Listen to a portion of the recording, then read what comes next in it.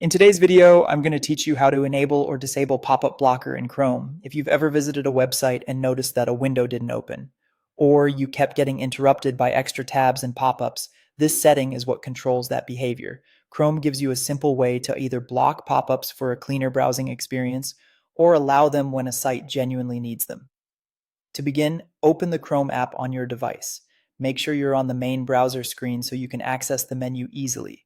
This process is quick, and once you know where the setting is, it's easy to change anytime you need. Next, tap the three dots, which are usually located to the right of the address bar. This opens Chrome's main menu, where you'll find a variety of browser options and settings. If your layout looks slightly different, don't worry, the three-dot menu is still the place you need to go.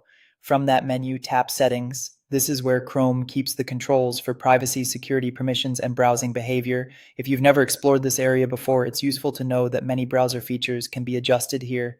Once you're in Settings, tap Site Settings.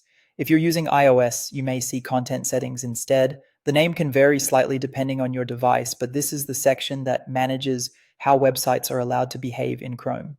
It includes permissions for things like notifications, camera access, and of course, pop-ups. Now tap pop-ups and redirects. This is the specific setting that determines whether websites can open additional windows or redirect you automatically.